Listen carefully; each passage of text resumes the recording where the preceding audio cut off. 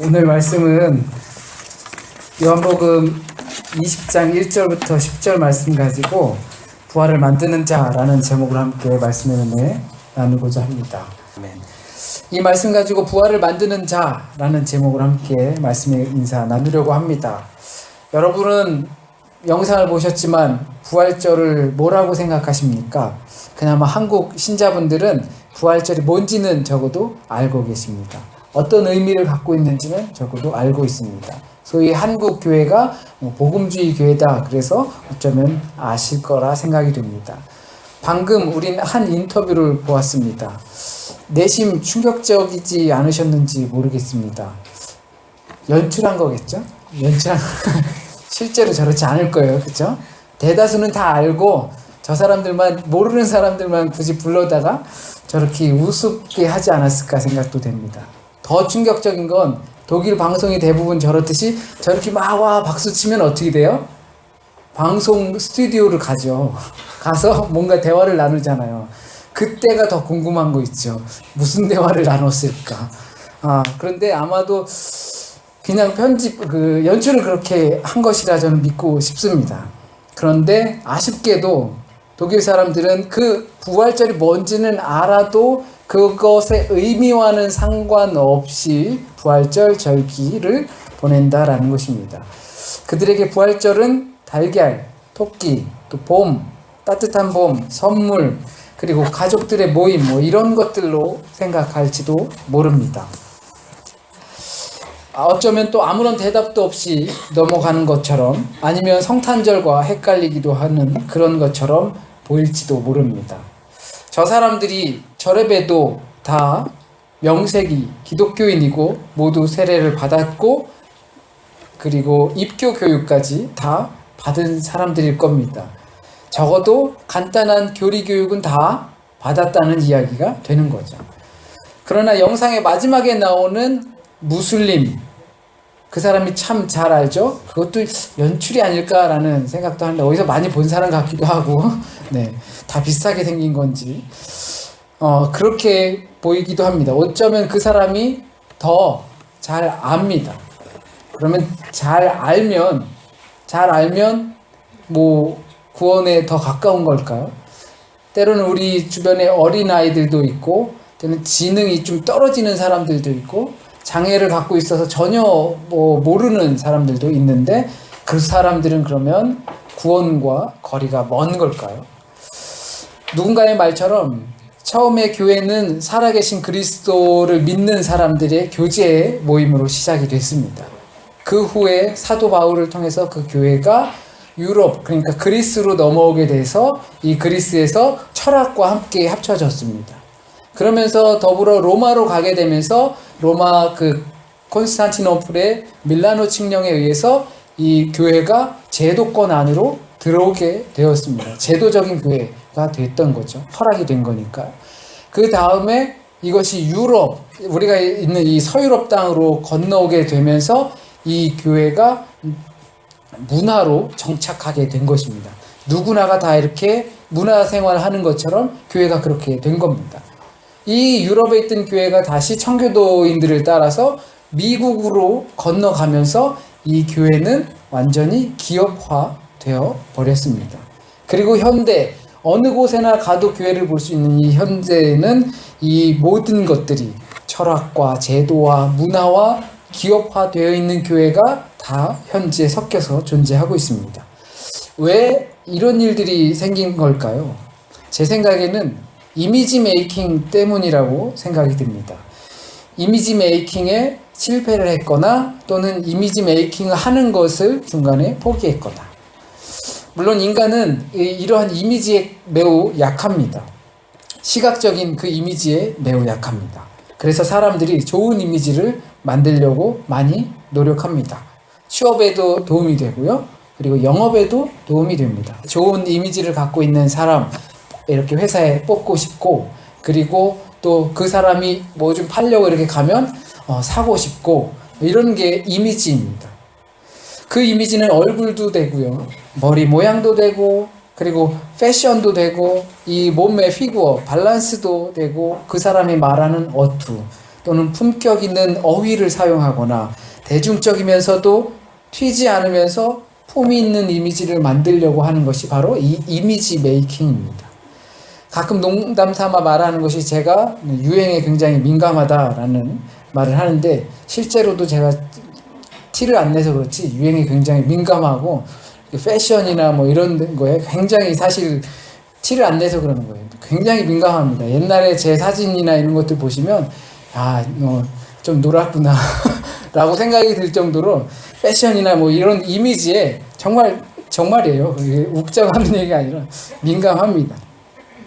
이 이미지가 없으면 우리는 아무것도 떠올릴 수 없습니다. 왜냐하면 이미지라는 것은 무언가를 보는 것이거든요. 그런데 우리가 이해하고 또 글이나 말로 이해하기 어려운 것들, 또 묘사하기 어려운 것들을 어떠한 이미지나 도표나 이런 것을 보여줌으로써 사람들이 한눈에 알아볼 수 있게 하는 겁니다. 예를 들어서 뭐 방이 4개, 저기 우리 그 건축하시는 분이 계시지만 방이 4개짜리예요. 큰 방, 작은 방 뭐 이렇게 있고, 화장실은 어디 있고, 뭐 창문은 무슨 창문, 이렇게 막 설명을 하는 것보다 도면을 잘 그려가지고 보여주면 그 사람들이 그 도면을 통해서 여태껏 설명했던 그 이야기를 한 번에 알 수 있는 것입니다. 우리가 이 이미지가 없으면 우리는 정말 이해하기 어려운 글이나 내용을 쉽게 이해할 수 없습니다.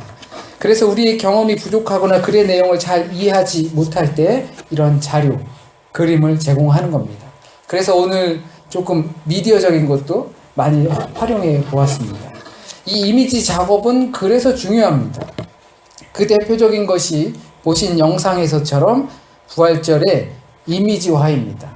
그러니까 어쩌면 유럽 땅에 도착하면서 교회가 문화로 정착하면서 이미지 작업을 했을 거예요. 무식한 사람들, 잘 모르는 사람들, 종교개혁을 통해서 아니면 신세대로 새세대로 오면서 이 사람들에게 교회란, 예수님이란, 예수의 부활이란, 하나님의 아들이란 이렇게 이미지를 많이 주었는데 결국에 남은 것은 뭡니까?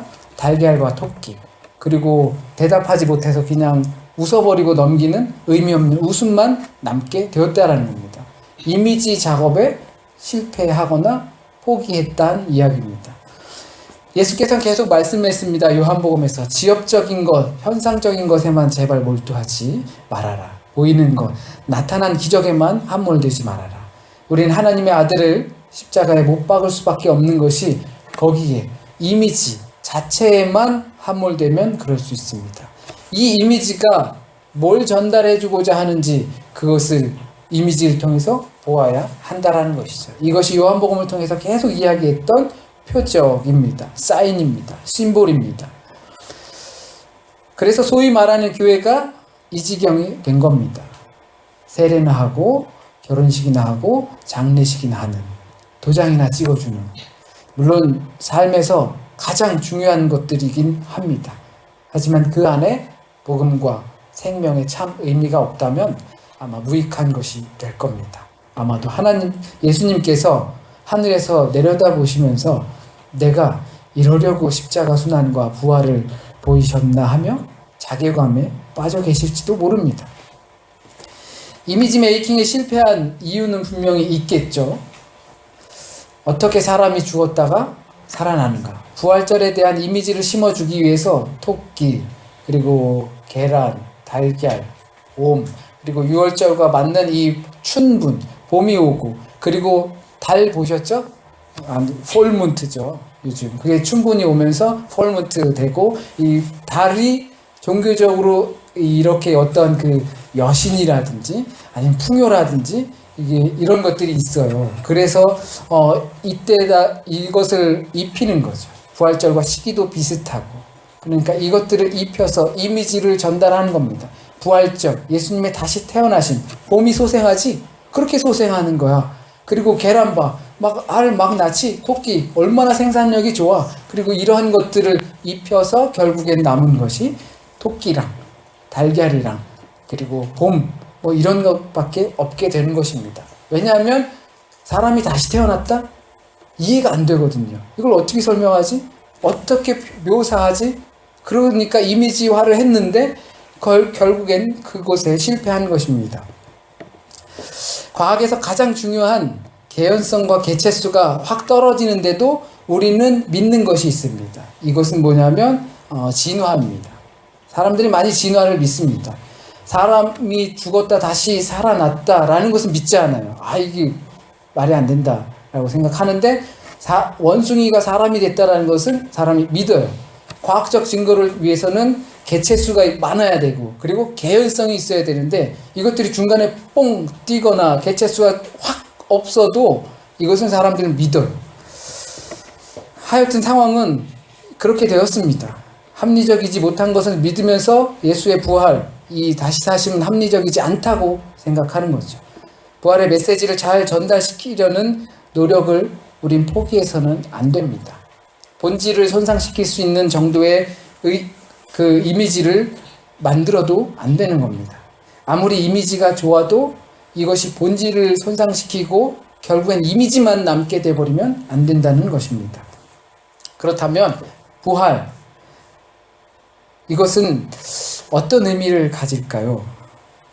한국에 있는 제 집에 가면 대학교 때부터 있었던 그 더블데크 카세트가 있습니다. 라디오가 나오고 밤중에 이 라디오를 들으면서 아침에 그 라디오를 들으면서 또 깨는 제 소중한 카세트 라디오인데요. 그것이 깨져서 지금도 여전히 제 방에 가면 있습니다. 이사는 하셨지만 그래도 그것이 있습니다. 왜 깨졌냐면 부활절 전날 토요일날 제가 교사로 하면서 학생 아이들을 가르쳐야 했어요. 학생들은 토요일날 예배를 드리니까 그때 이제 부활에 대해서 분반 공부를 해야 되는 거죠. 근데 아무리 해도 죽은 사람이 다시 살아났다는 걸 설명할 방법이 없더라고요. 애들한테 제가 원래 좀 이게 합리적이거나 논리적이지 못하면 잘 이게 풀지 못하는 성격이거든요. 근데 다시 살아났다. 그리고 다른 사람은 살아난 사람도 없고 그것이 우리가 설명할 수 없고 증거도 없고 논리적으로도 안 되고 그러다가 결국엔 그 카세트 라디오를 발로 뻥 차서 거기 그 문짝 여는 게 깨져 버렸어요. 그리고 저는 교육 목사님께 연락도 안 드리고 토요일날 가지 않았어요. 그러니까 제껴버린 거죠. 왜냐하면 그날 가면 계란도 삶아야 되고 포장도 해야 되고 할 게 얼마나 많은데 신학교 다니는 그 교사가 그래도 가장 믿을 만한 교사인데 이 교사가 연락도 없이 안 와버렸으니 그래서 얼마나 속상하셨을까 생각해 봅니다. 이제 그 표적을 보려 하지 않고 나타난 현상만 보려 했기 때문인 것 같습니다. 예수는 사람이다. 사람이 다시 살아났다. 이것을 어떻게 설명할 것인가? 그러니까 그런 해명이 아니라 우리는 성서적으로 이미지 작업을 할 필요가 있습니다. 내가 부활의 첫 열매 되신 예수 그리스도와 함께 살아야 한다는 이야기입니다.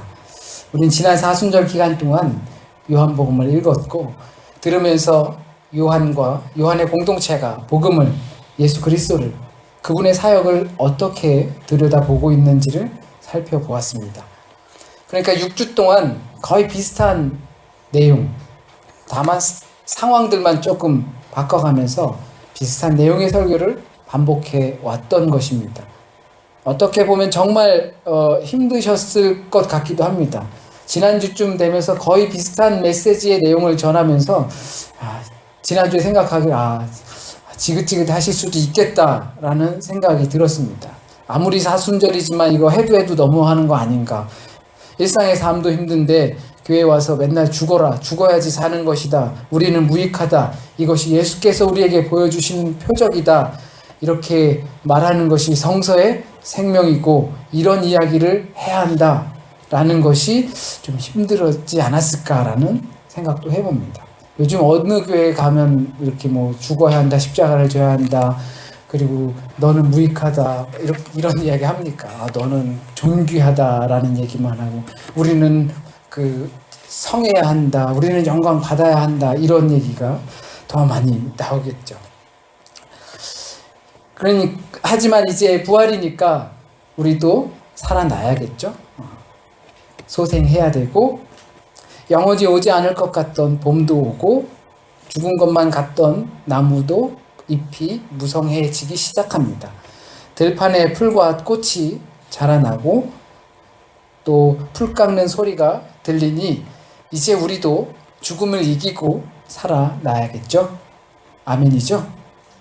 네, 사순절에는 아멘 잘 안 하지만 오늘 같은 날은 아멘 하셔야 돼요. 여러분도 저도 예수의 부활과 함께 살아나야 하는 겁니다. 아멘. 그러나 요한은 이 상황에서 다시 살아나셨다 이런 표현을 사용하지 않습니다. 다른 복음서 마태마가 누가복음서에서는 예수께서 다시 살아나셨다라고 표현하고 있지만 요한은 예수께서 다시 살아나셨다라는 말을 꺼내지 않습니다. 상황 설명만 하고 있습니다.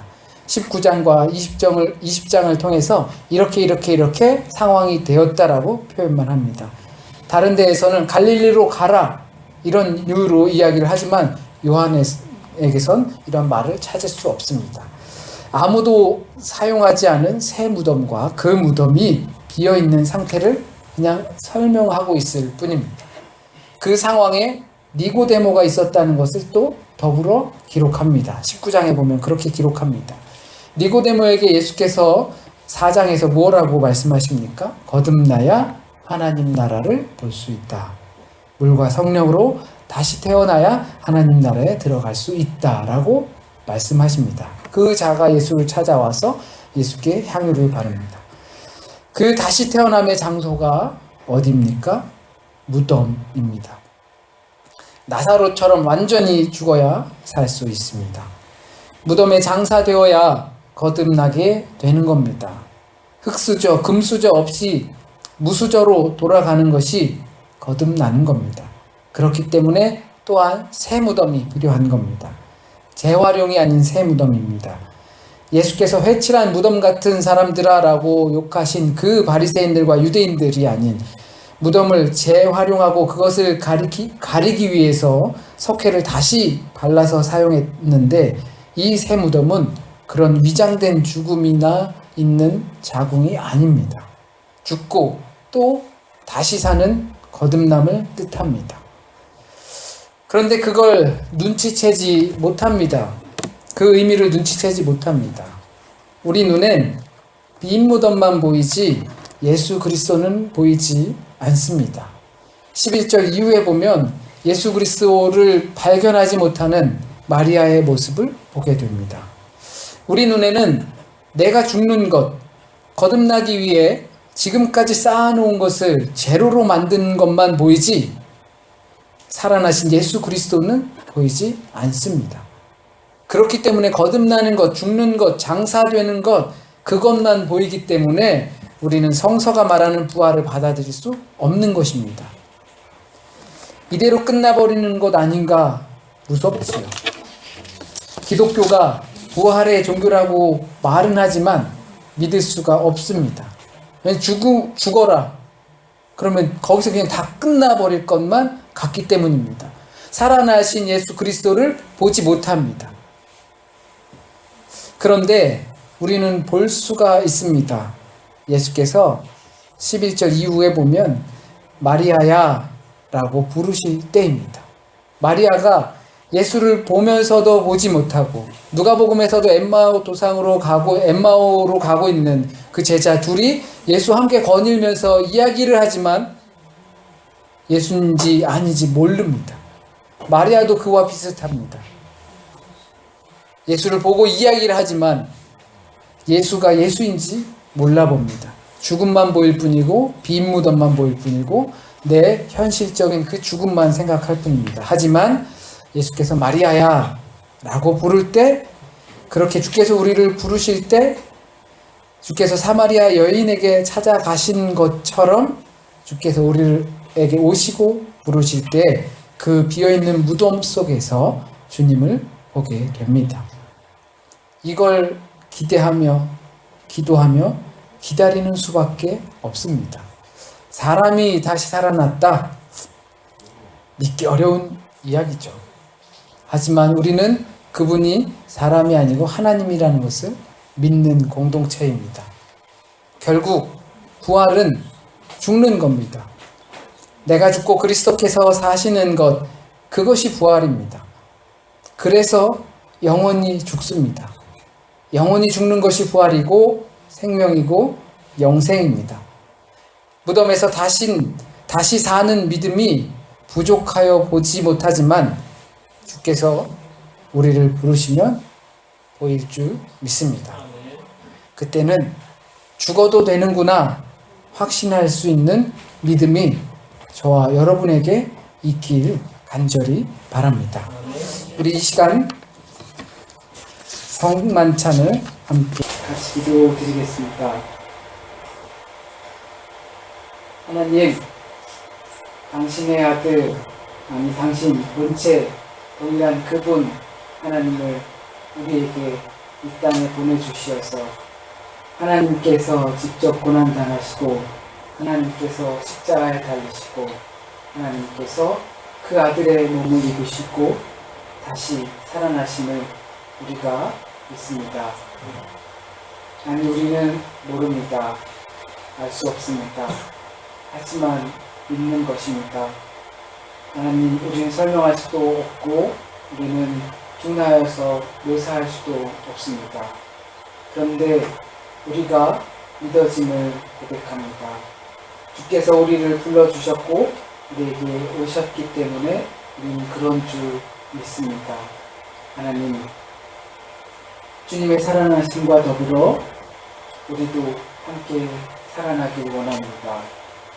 우리의 흐트러졌던 믿음들이 다시 살아나길 원합니다. 우리 공동체를 통하여서 우리 공동체 구성원을 통하여서 우리 세상이 살아나길 원합니다. 하나님의 나라 사라지길 원합니다. 우리를 위해 십자가에 달리시고 피를 흘리시고 장사되시고 그리고 다시 살아나셔서 승천하신 우리 주 예수 그리스도의 이름으로 기도드립니다.